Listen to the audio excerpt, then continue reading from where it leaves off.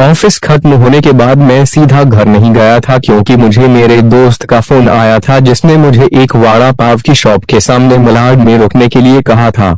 उसे कुछ शॉपिंग करनी थी इसलिए उसने कहा था तुम रुकना, साथ में जाएंगे। हम दोनों हमेशा एक साथ की शॉपिंग करने जाते थे। उस शॉप के पास पार्किंग के लिए पेरेली कुछ लोहे के एंगल लगाए हुए थे। मैं उन्हीं पर चढ़कर बैठ गया और अपने दोस्त का इंतजार करने लगा। एक 70 से 72 साल का बुजुर्ग आदमी, आंखों पर मोटे कांच वाले चश्मे, नीले धोती और कुर्ता पहने मेरे पास आया क्योंकि मैं लोहे के एंगल्स पर 3 से 4 फुट ऊंचाई पर बैठा था। उसने मेरे घुटनों को छुआ और बोला, बेटा एक वड़ा पाव खरीद कर दे दोगे तो बहुत अच्छा होगा, बहुत ज्यादा भूख लगी है। मैंने जब उस बूढ़े आदमी की तरफ देखा तो वह मुझे रोजाना दिख रहे भिखारियों में से नहीं लगे। उन्हें देखकर ऐसा भी नहीं लग रहा था कि वह हर दिन भीख मांगते होंगे। ऐसे अचानक किसी बुजुर्ग ने मेरे पैरों को हाथ लगाया तो मुझे बहुत अजीब महसूस हुआ। मैं तुरंत एंगल से कूदकर नीचे खड़ा हो गया। मैंने अपने जेब में हाथ डाला और 50 निकालकर उस बुजुर्ग को देते हुए कहा, अंकल आपको भूख लगी है तो यह लीजिए, 50 कुछ खा लीजिए। बुजुर्ग ने कहा, नहीं बेटा पैसे मत दो, बस एक वड़ा पाव लाकर दे दो, उतना बस है मेरे लिए। ठीक है मैं लाकर देता हूँ, आप यहीं बैठिए कहकर मैं वड़ा पाव की दुकान में गया और एक वड़ा पाव खरीद कर लाया और बुजुर्ग को खाने के लिए दिया। बुजुर्ग नीचे बैठकर वड़ा पाव खाने लगे। मेरी तरफ देखकर वे बोले, ऊपर मत बैठो गिर जाओगे, यहाँ बैठो, मेरे पास कोई साथ बैठेगा तो मुझे भी दोने वाले अच्छे से खा जाएंगे। मैं उनका कहना टाल नहीं पाया और उनके साथ ही बैठ गया। फिर मैंने ऐसे ही उनसे सवाल करना शुरू किया, कहाँ से आए हैं, कहाँ जाएंगे, किससे मिलने आए हैं, वगैरह वगैरह। मैं नागपुर से आया हूँ, एक छोटे से गांव में रहता हूँ। यहाँ मुंबई में मेरा तुम्हारे जितने उम्र का एक बेटा है, एक बड़ी कंपनी में इंजीनियर है, उससे मिलने आया हूँ। 2 साल पहले उसकी शादी हुई, लव मैरिज, बहू पढ़ी लिखी है, नए विचारों वाली। उसे सास ससुर यानी कि हम पति पत्नी गंवार लगते हैं, इसलिए हमारे साथ रहना उसे अच्छा नहीं लगता, इसलिए बेटा अब अलग रहता है, यही मुंबई में 2 सालों से।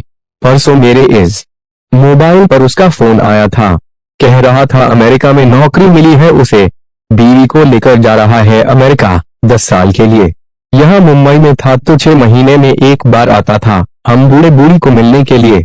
अब इतने दूर परदेश जा रहा है, एक बार मिलने के लिए आओ बोला तो अब समय नहीं बचा है, परसों फ्लाइट में बैठकर जाना है कहता है। अब 10 साल के लिए जा रहा है, पता नहीं तब तक हम जिएंगे या मरेंगे, इसलिए सोचा खुद ही जाकर उसे मिल लेता हूँ। कल शाम से एयरपोर्ट को ढूंढ रहा हूँ लेकिन यहाँ के लोग कहते हैं कि इस एरिया में एयरपोर्ट है ही नहीं। बुजुर्ग ने एड्रेस वाली चिट्ठी मेरे हाथ में देते हुए कहा।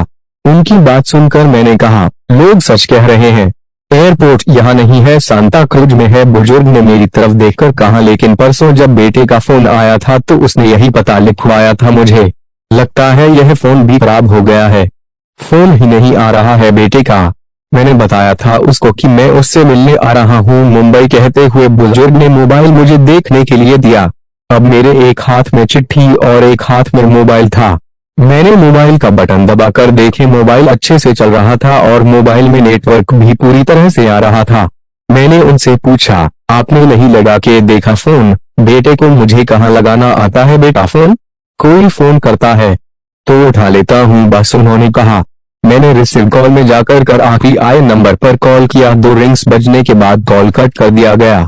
फिर मैंने एड्रेस की चिट्ठी खोलकर देखी, उसमें जहां हम बैठे थे वहीं का एड्रेस था, यानी कि जानबूझकर गलत एड्रेस दिया गया था। मैं समझ चुका था कि गलत पता देकर लड़का अपने माँ बाप को टाल रहा था और अब वे उनका फोन भी नहीं उठा रहा था। मुझे यह भी मालूम पड़ चुका था कि वह जिस प्लेन में सवार हो चुका था वह प्लेन कभी भी उसके माँ बाप की दिशा में उड़ने वाला नहीं था। तब तक मेरा दोस्त वहां आ गया और बोला, चलो शॉपिंग करने चलते हैं। मैंने उसे 2 मिनट रुकने के लिए कहा और मैं बुजुर्ग की तरफ देखकर सोच में पड़ गया। मैं समझ नहीं पा रहा था कि अपने बेटे की तरफ से होने वाली धोखेबाजी को यह बुजुर्ग समझ नहीं पा रहे थे या फिर खुद का बच्चा उनके साथ ऐसा व्यवहार कर सकता है यह वो स्वीकार नहीं कर पा रहे थे। मैं बुजुर्ग से बोला, अब तक तो आपका बेटा जिस प्लेन में बैठा है वह उड़ चुका होगा, मुझे नहीं लगता कि अब आपकी उससे मुलाकात हो पाएगी, इसलिए अच्छा यही होगा आप वापस अपने घर लौट जाए और आंटी भी आपका इंतजार करती होगी। मेरी बात सुनते ही अगले ही क्षण उनकी आंखें भर आई। आंसू भरी आंखों से वे मेरी तरफ देखने लगे। घर जाने के लिए भाड़े के पैसे देते हुए मैंने उनके हाथों पर हाथ रखा और पूछा, अंकल मैं कब से आपके हाथों में यह डब्बा देख रहा हूँ, क्या है इस डब्बे में? मोतीचूर के लड्डू है, मेरे बेटे के पसंद के, उसके माँ ने भेजे है उसके लिए खुद बनाकर, बुजुर्ग ने कहा। किसी खंजर से मेरे दिल को चीर कर मेरे अंतःकरण को लहूलुहान कर दिया हो, ऐसी मेरी हालत हो गई।